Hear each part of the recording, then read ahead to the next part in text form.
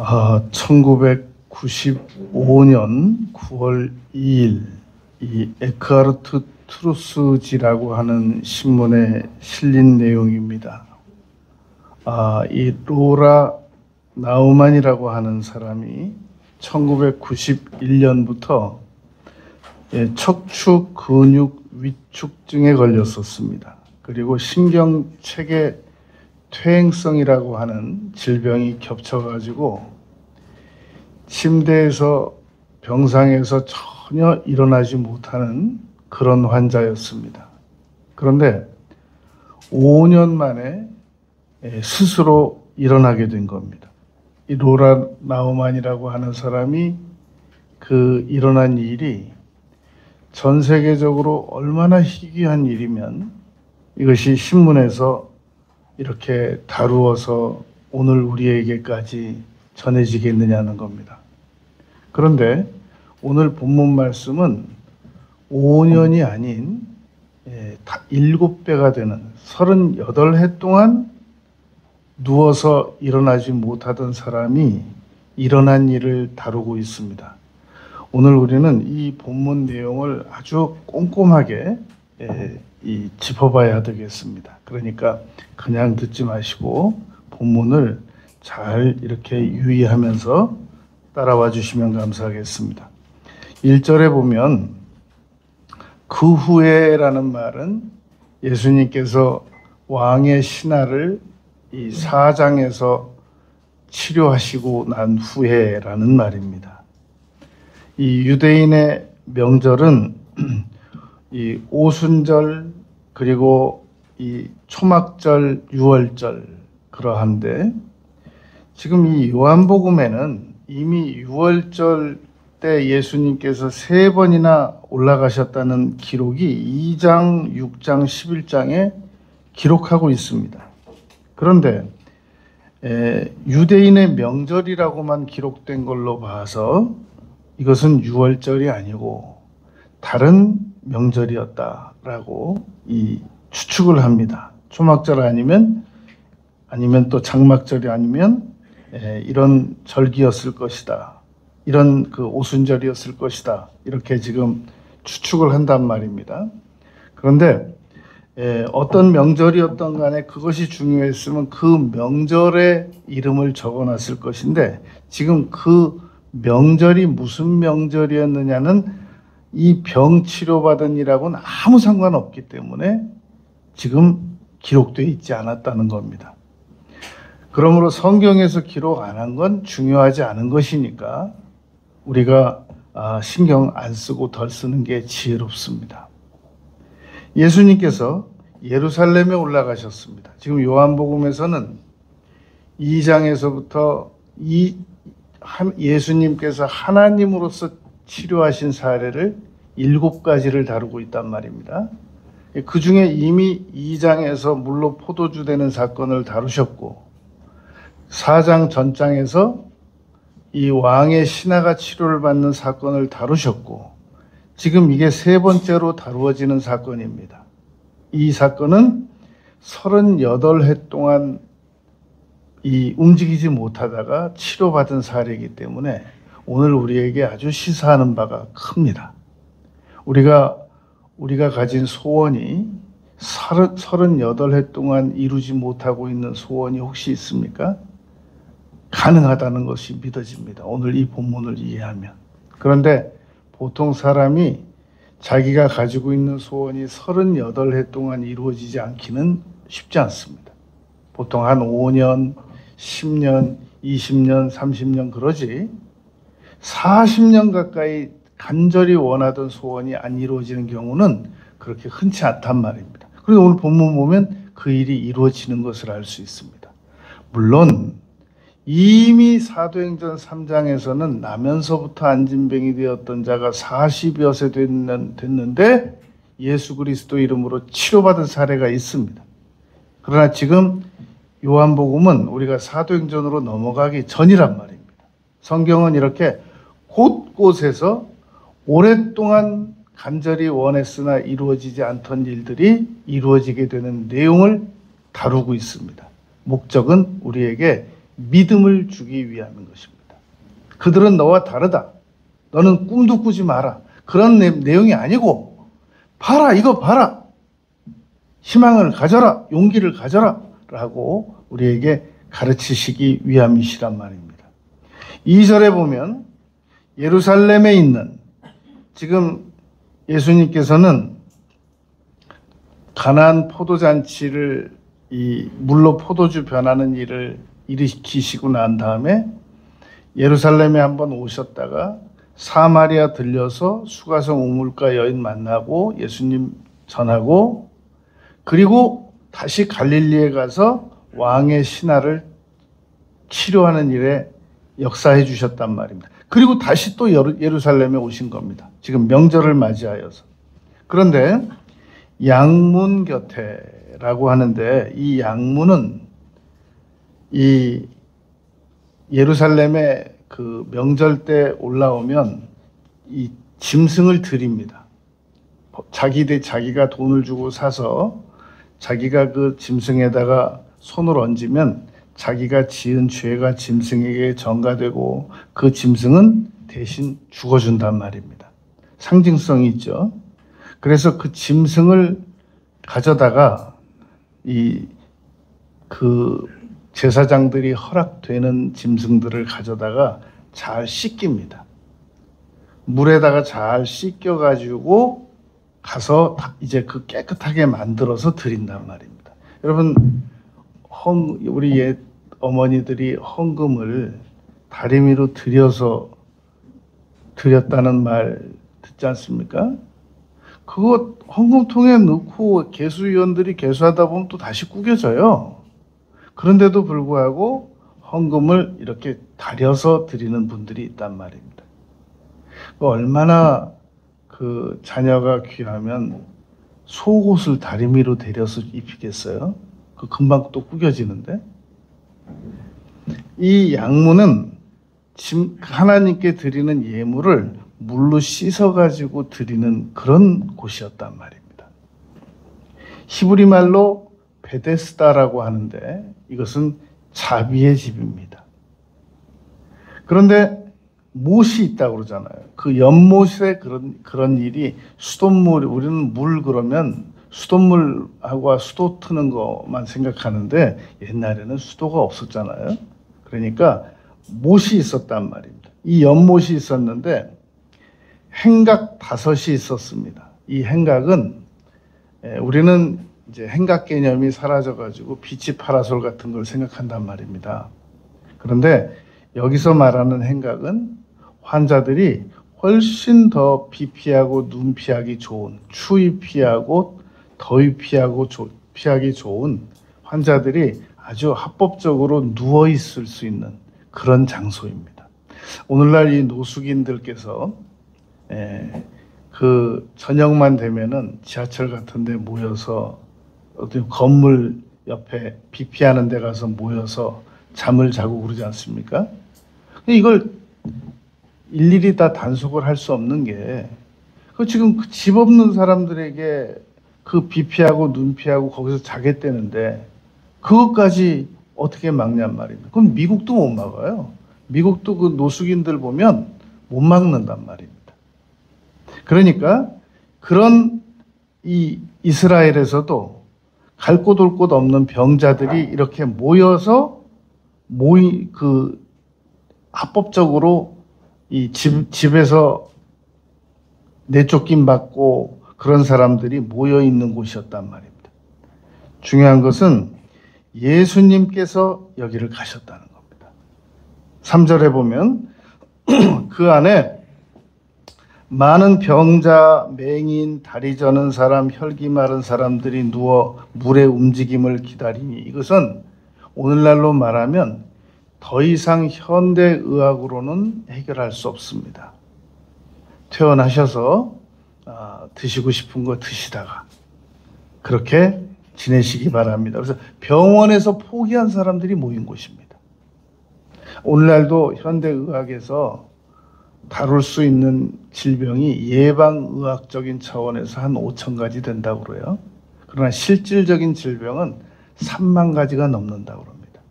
그러니까 병원에서 어떻게 해줄 수 없는 환자들이 예나 지금이나 있었는데 그때도 있었단 말입니다.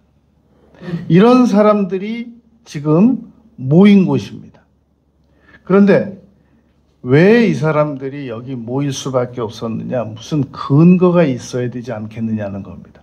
이 사람들에게 어느 날 소문이 퍼져나가기 시작했습니다. 여기는 원래 분명히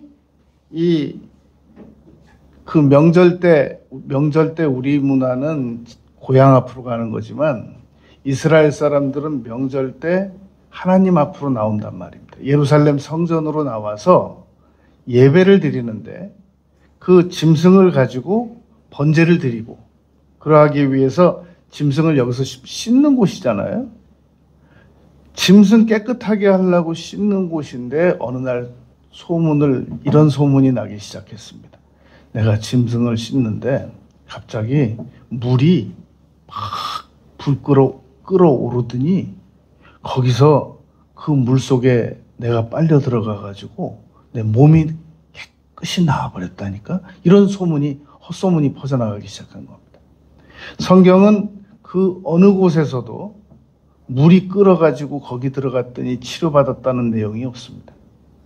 거기다가 천사가를 앞에 누가 붙였어요. 또 그 후에 천사가 가끔 못에 내려와가지고, 여러분 금강산에 가면 천사가 내려와서 목욕하고 올라간 샘이 있다는 곳이 있단 말입니다. 이 전 세계적으로 항상 천사가 내려왔다, 선녀가 내려왔다, 그래서 목욕하고 간 곳이다, 이런 확인되지 않은 그런 소문이 이스라엘에서도 있었단 말입니다. 천사가 가끔 못에 내려와 물을 움직이게 하는데 이걸 역사적으로 고증을 해봤더니 여러분 지금 잘 생각해 보시기 바랍니다. 이분이 38해 동안 지금 아파서 여기 누워 있는 거예요. 20살에부터 아팠으면 58이에요. 그런데 38이라고 하는 횟수는 당시 예수님께서 33살에 공생의 사역을 시작하셨으니까 예수님 태어나시기도 전부터 아팠던 사람입니다, 이 사람이. 그래서 이 유세비우스라고 하는 사람의 고증에 의하면 이 연못은 항상 붉었다는 겁니다. 항상 그 피를 씻고 그러했으니까 붉을 수밖에 없었단 말이죠. 그리고 전 세계 사람들의 특징을 보면 항상 이 연못 이런 것은 두려워하는 마음으로 봅니다. 그래서 사람이 물에 빠져 죽으면 저 물 속에 있는 귀신이 당겨 죽었다 그러고, 전 세계 3위라고 하는 이 수를 가지고 있는 힌두교에서는 그 많은 힌두교인들이 인도의 겐지스강을 신적으로 묘사합니다. 그래서 이 자녀를 데리고 들어가서 자기의 소원을 이루고 싶을 때 미가서 6장에 있는 말씀처럼 맏아들을 드리는 경우도 있습니다. 떠내려가는 물에. 그러니까 항상 사람들은 미신과 연못은 결탁되어 있단 말입니다. 이런 사상이 이 이스라엘에도 있었던 겁니다. 천사가 물을 움직이게 하는데 움직이게 한 후에 조건이 까다로워요. 그래야 이게 설득력이 있으니까 움직인 후에 먼저 들어가는 사람이 어떤 병이 걸렸든지 다 낫는다. 상당히 지금 더 이상 갈 곳도 없고 올 곳도 없고 병원도 갈 수도 없고 가족들에게도 버림받은 사람들에게는 마지막 희망을 가질 수 있는 그런 장소 아니겠습니까? 그러니까 여러분, 한때 이런 소문이 났단 말입니다. 암 환자들이 반려견들이 먹는 구충제를 먹으면 암이 난다라는 소문이 또 한때 돌아가지고요, 병원에 구충제가 다 떨어졌대요. 그래서 한 개그맨 암에 걸렸던 사람은 치료비도 없고 더 이상 병원에서도 치료를 중단하라고 하니까 구충제 먹다가 세상 떠난 개그맨도 있습니다. 이렇게 소문이라고 하는 것은 절박한 사람들에게 마지막에 붙잡기라도 해보고 싶은 그런 장소요, 그런 비법이요, 그러하단 말입니다.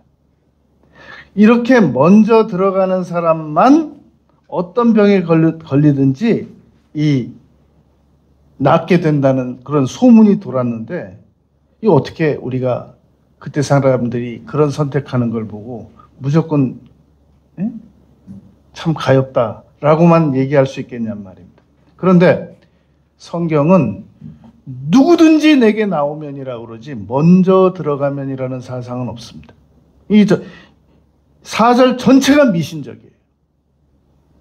오늘날도 너무나도 많은 우리 성도님들이 성경적이지 못한 가치관을 가지고 있는 경우가 많습니다. 교회는 다니고 주일도 지키고 설교도 잘 듣는데 신앙 연수도 있는데 성경적이지 못한 사상을 가지고 있는 경우가 있단 말이에요. 그걸 믿기까지 해요.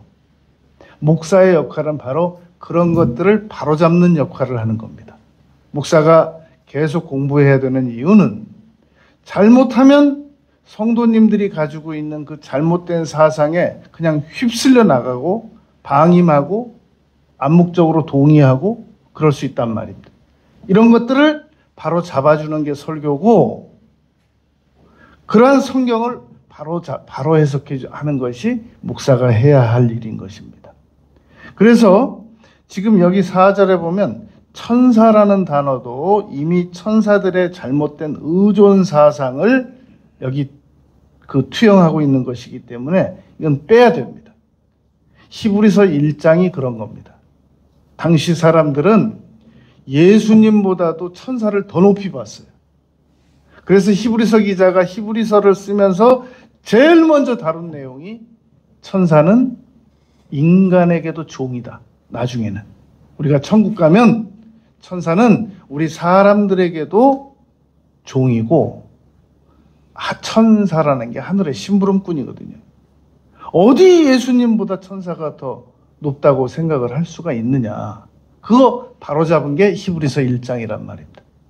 근데 그러기도 전에 이미 천사가 못에 들어와서 물을 움직이게 했다고 하니까 사람들에게 얼마나 매력적으로 들리게 되겠냔 말입니다. 그리고 더 이상 아무것도 기대할 수 없는 사람에게 희망지수가 완전히 낮아진 사람들이 이런 것에 이 매력을 느낀단 말입니다. 정상적인 희망의식을 가지고 있고 정상적인 목표의식을 가진 사람들은 이런 말이 귀에 안 들어와요. 그런데 완전히 무기력해져 있고 어떤 사람이 미신에 빠지고 어떤 사람이 거짓말에 속느냐, 완전히 무기력해져 가지고 더 이상 아무 의욕도 없고, 그런 사람들이 그런 말에 속아 넘어간단 말입니다. 정상적인 가치관을 가지고 있고 의욕이 있고 목표가 뚜렷한 사람들은 그런 거 믿으라고 해도 안 믿고 믿으려고 해도 안 믿어지고 그러하단 말입니다. 그래서 성경은 누구든지라고 하는데 먼저라고 하는 경쟁에 이 의존을 한단 말입니다. 너무나도 많은 사람들이, 여러분 한때 블루오션이라는 책이 나왔었잖아요.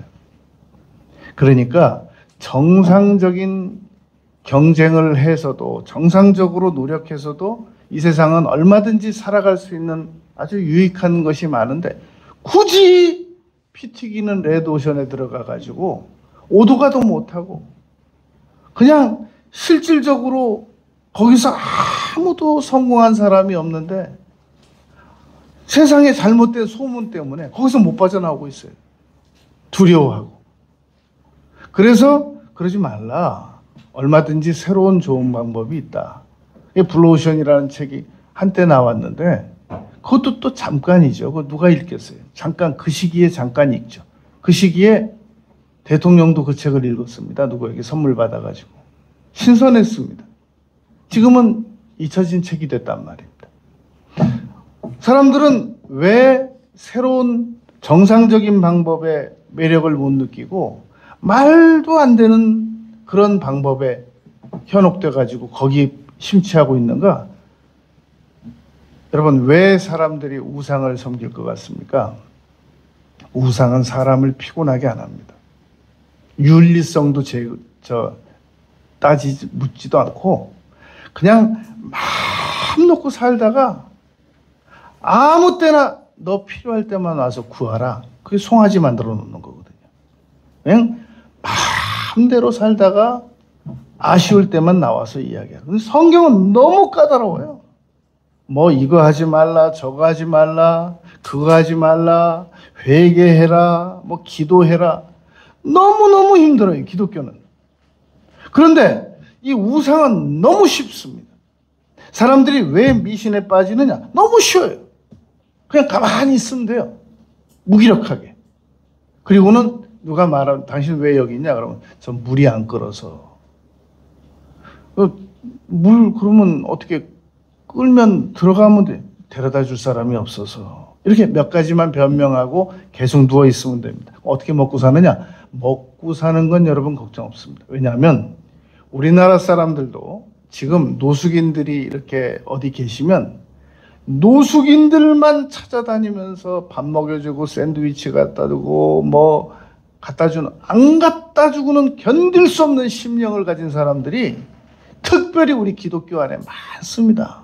어떤 목사님들은 아무튼 그 일만 사명받아가지고 해요. 바폰 목사님부터 시작해가지고. 왜냐하면 하나님께서는 공중에 나는 새도 굶기는 걸 원치 않으시기 때문에 누구를 통해서도 먹입니다. 그런데 이 이스라엘 사람들은 우리보다 한 10배 더 그런 정신이 강합니다. 그래서 이스라엘 사람들이 제일 모욕적으로 듣는 욕이 무슨 욕이냐면 나그네를 멸시하는 사람이다. 아주 이건 치욕으로 합니다. 그래서 이 옛날에 오래전에 뉴욕에 한 유대 청년이, 집 없는 유대 청년이 뉴욕에 나타난 일이 있습니다. 뉴욕 전 지역의 유대인들이 비상연락망을 통해 가지고 그 청년에게 옷 갖다 주고 그 청년에게 먹을 거 갖다 주고 그 청년에게 용돈 갖다 주고 자립할 때까지. 전 세계 디아스포라 유대인들은 절대 자기 동족이 어디서 굶는다, 이건 있을 수도 없다고 봅니다. 수치와 치욕으로 합니다. 그렇기 때문에 이 베데스다 자비의 집이에요. 거기에 오면서 가면서 먹을 거 갖다 주는 사람들, 와가지고 목욕시켜주는 사람들, 와가지고 머리 잘라주는 사람들, 그건 뭐 걱정할 일이 없어요. 그렇기 때문에 지금 병이 안 난 게 문제지 먹고 사는 건 문제가 없단 말입니다. 이 사람이 만약에 먹고 살 게 없었다 그러면 38해 동안 못 살아남았어요. 벌써 죽었지. 그런데 38해 동안 누워서 있을 수 있었다는 것은 그런 건 문제가 안 된단 말입니다. 자, 이런 사람을 예수님께서 찾아가셨던 겁니다. 그래서 5절에 거기 38해 된 병자가 있더라. 여러분, 이 사람이 자신의 잘못된 사상을 가지고 38해 동안을 누워 있었겠습니까? 아주 고상한 생각만 하면서 38해 동안을 그냥 누워 있었겠습니까? 너무나도 많은 사람들이 잘못된 가치관을 가지고 살아가면서도 자기가 정상적인 가치관을 가지고 살아가는 줄로 생각하는 사람들이 있단 말입니다. 제가 최근에 만난 분 중에 한 분은 이런 말을 하는 걸 들었어요. 저한테 이러는 겁니다. 아우, 저는 부러운 게 없습니다. 저는요, 벤츠도 2대 있고요. 전 뭐 미국 가서도 뭐 한 5주를 아주 한없이 다 돌아보고 왔습니다. 그리고 전 뭐 먹는 거 정말 원 없이 먹어본 사람입니다. 근데 인생이 그게 다가 아니거든요. 전도서에는 여러분 헛되고 헛되니 헛되고 헛되다 그랬거든요. 그 사람 지금 그 사람 하는 얘기가 들어보니까 다 헛된 것만 한 거예요. 그런데 이분은 그게 대단한 일이라고 생각하더라고요.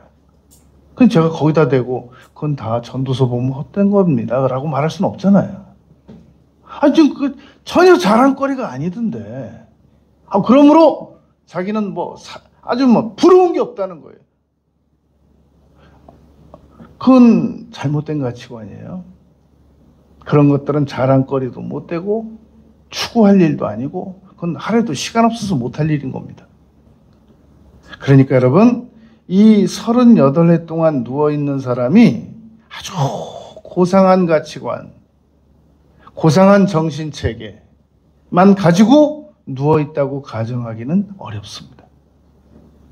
자, 이런 사람에게 6절에서 예수님께서 그 누운 것을 보시고 라고 말할 것을 볼 때 이 사람은 못 걸어요. 왜냐하면 걸었다는 기록이 없어요. 그 누운 것을 보시고 병이 벌써 오래된 줄 아시고 여러분 아시고 누가 지금 이런 환자가 있으니까 예수님 신방 좀 와주세요. 그게 아닙니다. 예수님께서 스스로 아시고 베드로의 장모가 열이 펄펄 끄니까 와주시고 이거 아니에요. 스스로 예수님께서 수가성 우물가의 여인이 그 시간에 떼약볕에 나온다는 걸 누가 예수님께 말해준 게 아니거든요. 스스로 아시고 간 겁니다. 아시고 가셔가지고 네가 낫고자 하느냐? 이렇게 물으셨습니다. 여러분, 자동차를 세차를 하는 사람이 깨끗한 물을 가져다가 스폰지나 이렇게 헝겊으로 닦아야 차가 계속 깨끗해져 나가지, 흙탕 물을 가져다 놓고 차를 깨끗하게 해보겠다고 계속 닦아 나가면 네가 지금 차를 깨끗하게 하고자 하느냐? 이렇게 물을 수 있잖아요. 그 말은 그렇게 해서 차가 깨끗해질 수 있다고 믿느냐? 이런 설명이 가능하단 말입니다. 네가 낫고자 하느냐? 이 말은 너 그렇게 해서 낫겠냐? 그 말이지. 너 38해 동안 못 나았는데 지금이라도 나을래? 이렇게 우리가 이 질문을 이해하기 쉬운데 두 가지 다 양보해서 두 가지 다로 나눠보자는 말입니다. 여러분, 사람은 누군가에게 질문을 받잖아요. 그러면 그 질문에 해당되는 답변을 하지 않고 평소에 자기가 가지고 있다가 하고 싶은 말, 하소연, 넋두리 이런 걸 합니다. 그러니까 누가 안 물어봐줘서 동기를 부여 안 해줘서 대답 못하지. 만약에 누구에게 질문만 받으면 자기가 하고 싶었던 얘기를 하지, 묻는 사람이 원하는 대답을 하기보다는 자기가 실질적으로 대답하고 싶은 걸 한단 말입니다. 이렇게 질문했더니 잘 물어봤습니다 라는 식으로 뭐라고 답하냐면 대답해야 돼. 7절에서 주여, 물이 움직일 때 나를 못에 넣어주는 사람이 없어. 내가 가는 동안에 다른 사람이 먼저 내려가나이다. 나의 의지가 약한 게 아닙니다. 환경이 안 따라주는 겁니다. 나의 의지에는 문제가 없습니다. 난 언제나 최선을 다하면서 살았습니다. 난 정말 노력하면서 살아왔습니다. 근데 누가 한 사람 나한테 물 한 모금 떠다 주는 사람도 없었고, 나를 불쌍히 여기는 사람도 없었고, 그래서 내가 지금 이러고 있는 거지. 내가 그렇게 의지가 약해 보입니까? 내가 그렇게 게을러 보입니까? 나 그런 사람 아닙니다. 그 말이란 말입니다. 여러분, 이 환자들은 누워 있으면서 이 자기를 도와주러 온 사람들에게 고맙게만 여길 것 같습니까? 아니면 오히려 건강해서 자기를 도와주러 온 사람보다 더 교만할 수도 있겠습니까? 지금 아픈 처지에 교만하고 말 게 어디 있어요? 이런 예를 듣고 그게 가능하겠다 제가 생각해 봤습니다. 여러분, 꽃동산이라고 들어보셨습니까? 거기에 많은 환자들이 몰린대요. 천주교에서 돌봐주는 곳 단체입니다. 한 번은 이제 전신마비 되신 분을 목욕을 시켜드리는데 아마 그분 마음에 뭐가 좀 안 들었나 봐요. 그랬더니 그 전신마비 돼서 목욕을 씻김을 받던 사람이 목욕해주는 사람을 꾸짖은 내용을 제가 기사를 통해서 전달받았습니다. 이런 내용입니다. 당신 말이야, 나 같은 사람 없으면 어디 가서 봉사할 거야? 고마운 줄 알아야지. 이렇게 얘기를 했다는 그 기사 내용을 듣고 제가 상당히 설득력 있다 라고, 제가 지금 굉장히 오래전에 들은 얘기거든요. 그래서 지금 얘기하고 있잖아요. 그러니까 여러분, 목욕시키는 사람보다 목욕시킴을 당하는 사람이 훨씬 더 교만할 수 있다는 겁니다. 38해 동안 이 온몸 마비돼 가지고 누워있는 사람이 그렇지 못한 사람보다 훨씬 교만할 수 있는 겁니다. 얘기 들어보세요. 병자가 주여, 나 움직일 때 나를 못에 넣어주는 사람이 없습니다. 내가 가는 동안 다른 사람이 먼저 내려갑니다. 지금 자기 문제가 아니에요. 환경 문제란 말입니다. 그러니까 상당한 원망적인 성격의 대답을 하고 있는 거란 말입니다. 내가 지금 실패한 거는 물려받은 재산도 없고, 나는 오히려 물려받은 재산은커녕 빚만 물려받았습니다. 우리 집 빚 내가 다 갚았습니다. 나 정말 열심히 살았습니다. 그런데 정말 나는 아무것도 보상 못 받았습니다. 여기서 이런 피해 당했고, 저기서 저런 피해 당했고. 나폴레옹 힐이, 성공학자 나폴레옹 힐이 이런 말을 한 적이 있습니다. 실패하는 사람들은 자기가 왜 실패할 수밖에 없는지에 대한 명확한 이유를 가지고 있다. 내가 왜 실패하는 줄 알아? 명확한 이유를 가지고 있다는 겁니다. 성공하는 사람들은 반면 그 실패할 수밖에 없는 이유를 다 극복해낸다는 겁니다. 장애물을 다 극복해낸다는 겁니다. 나는 이러이러해서 실패할 수밖에 없고, 나는 이러이러해서 지금 현재 이렇게 살아갈 수밖에 없다라고 하는 명확한 이유를 가지고 살아가는 사람들은 훨씬 더 많은 장애물을 극복한 사람들이 사용하지 않는 화법을 사용한다는 겁니다. 내가 왜 이런지 아냐? 이것이 이래서 그렇고 저것이 저래서 그렇고. 여러분, 우리는 모든 장애를 극복할 수 있어야 됩니다. 모든 원망 불평은 하나도 도움이 안 됩니다. 나는 남편 때문에 이렇게 살 수밖에 없고, 나는 문제의 자녀들밖에 이렇게 살 수밖에 없고, 나는 나 속이고 도망간 그 사람 때문에 나는 이렇게 살아갈 수밖에 없고. 어떤 사람은 여러분, 아니 무슨 뭐 돈이라고 수십억 떼이고 그러면 또 말도 안 해요. 돈 1,600만 원 떼이고 그 사람한테 인생 무상을 느껴가지고 산에 올라가가지고 아무것도 안 하고 돌멩이 깨가지고 탑 싸고 살아요. 나는 한 수백억이나 떼이고 실망해가지고 거기 가서 저 돌 깨가지고 저 탑 싸고 사는 줄 알았어요. 이래서 실망하고 저래서 실망하고 이래서 못하고 저래서 못하고, 그건 다 변명거리란 말입니다. 우리는 어떤 장애도 극복할 수 있어야만 합니다. 8절 말씀에 보면 예수님께서 이르시되 일어나 내 자리를 들고 걸어가라. 이 환자가 38해 동안 누워있는 이 환자가 지금 물속에만 들어가면 산다고 했지 않습니까? 병이 낫는다고. 그럼 예수님께서 그러면 되잖아요. 일어나 물속으로 들어가라. 그러면 되잖아요. 근데 그 물속으로 들어가 가지고는 아무 일도 안 일어난다는 것을 예수님께서 너무 잘 아셨단 말입니다. 그러니까 결국 물속에 들어가는 게 병 나으려고 하는 거잖아요. 그러니까 그거 뛰어넘어서 그럼 너 일어나라. 내 자리를 들고 걸어가라. 이 자리를 들고 걸어가라 해서 이 사람이 낫는 과정을 여러 추론으로 나누어집니다. 이 사람이 믿음이 들어갔을 것이다. 그래서 예수님께서 명령하자 그 믿음 때문에 일어나서 걸어갔을 것이다. 여러분, 이 사람이 믿음이 있었다는 아무 근거가 없습니다. 왜냐하면 쭉 더 나가면 나중에 바리새인들이 이 사람을 통해서 낫게 한 사람, 안식일에 병 낫게 한 사람을 조사하려고 할 때 아무 감동이 없었어요. 이 실로암에 가서 눈 씻어가지고 병 나은 사람은 오히려 자기를 조사하는 사람에게 왜 당신도 그분의 제자가 되기를 원하느냐? 라고 얘기나 반론이나 했습니다. 이분은 아무 감동을 안 합니다.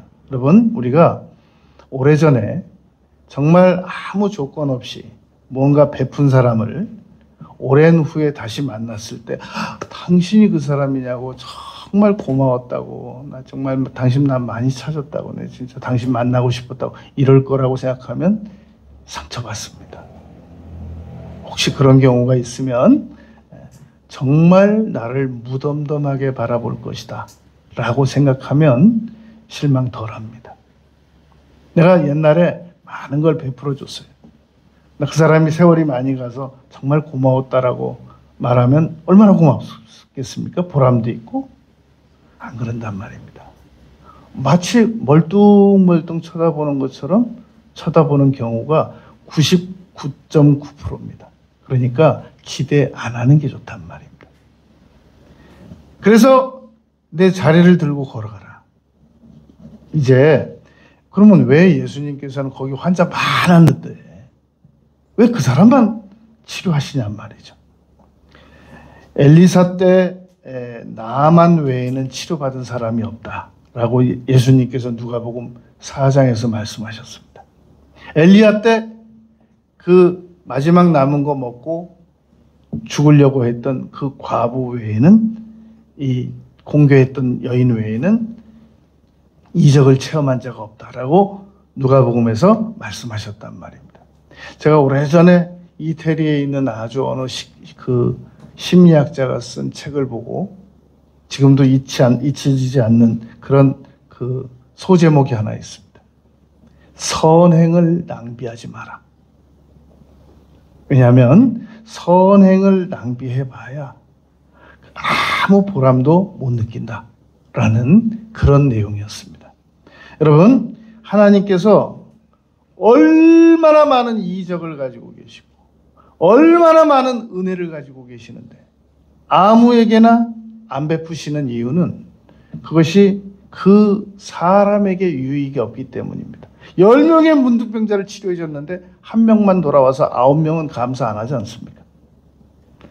더 위험한 건 이런 겁니다. 이 병자를 고쳐줬더니 이 사람이 몸이 건강해져 가지고 정말 건설적으로 살아가면 얼마나 좋겠습니까? 근데 몸 건강해지니까 그때부터 술을 마시기 시작해가지고 알코올 중독에 걸려가지고 겨울에 술병 붙들고 얼어 죽었어요. 그 사람은 차라리 병이 낫질 않았으면 알코올 중독으로 안 갔을 거란 말입니다. 질병에 걸려가지고 몸을 움직이지 못하는 사람을 건강하게 치료를 해줬더니 마약을 하고, 질병에 걸렸다가 건강하게 치료를 받았더니 그 몸 가지고 또 도둑질을 하고 사람을 죽이고, 차라리 병자로 그냥 두는 것이 훨씬 더 나을 경우가 많이 있단 말입니다. 그래서 하나님께서 왜 아무나 무조건 다 치료해 주시지 않으시느냐면, 지금 우리나라 전국의 대학병원에 병실이 없어요. 왜 다 안 치료해 주시느냐면, 그렇게 아파서 자신의 무능함을 깨달을 줄 아는 사람이 오히려 그나마 더 그의 인생에 더 유익하게 살아갈 수 있기 때문에 그냥 두시는 경우가 많이 있단 말입니다. 왜 하나님은 나의 고난을 당장 처리 안 해주시느냐? 당장 처리해주면 교만이 하늘을 찌르고 기도를 또 쉬고 이거저것 또 원망하고 왜 또 이거는 왜 안 해주시냐고 그러고 정말 봐줄 수가 없는 상황으로 너무나도 많은 사람들이 잘못된 상황으로 흘러가기 때문에 차라리 고난을 그대로 두고 보시는 경우가 많이 있단 말입니다. 그런데 이 38의 이 사람은 왜 치료해 줬느냐? 샘플로. 38해 동안도 못 고치던 사람이 이렇게 문제를 해결받을 수 있다면 오늘 우리 문제를 해결받을 수 있다는 얘기입니다. 얼마든지 치료받을 수 있다는 얘기입니다. 이 사람은 예수님 와달라고 요청도 안 했어요. 근데 예수님이 찾아가셨어요. 그런데 우리가 와달라고 기도드리는데 하나님이 안 오시겠습니까? 아니, 와달란 말도 안 했는데 불쌍해서 찾아가셨는데, 불쌍히 여겨달라고 응답해달라고 그러는데 하나님이 38회를 지켜보고 계시겠냔 말입니다. 얼마든지 응답받을 수 있단 말입니다. 우리는 이 말씀에서 희망을 가져야 됩니다. 그러면 그때는 언제냔 말입니다. 그때는 지금입니다. 보라, 지금은 은혜 받을 만한데요. 자꾸 하나님께서 역사를 하시긴 하실 거야. 내일 하실 거야. 그렇게 생각하면 안 된단 말입니다. 지금 가능하다. 그리고 여기다 한 가지 더 우리가 얹어서 생각하는 겁니다. 할 수 있거든요. 무슨 말이에요? 믿는 자에게 능히 하지 못할 일이 없다. 여러분, 38해 동안 고통받은 자도 치료받았습니다. 우리가 뭘 못하겠습니까? 할 수 있거든요. 무슨 말이냐? 믿는 자들에게 능히 하지 못할 일이 없습니다. 지금은 은혜 받을 만한 때입니다. 우리가 아무리 오랜 동안 해결 못하던 문제도 지금부터 노력하면 반드시 해결받을 수 있습니다. 기도드리겠습니다. 아버지 하나님, 저희들이 남은 생에 처리해야 될 산적한 일들, 해결받아야 할 여러 어려운 문제들 반드시 해결받을 수 있다는 사실을 믿습니다. 예수님 이름으로 기도드렸습니다. 아멘.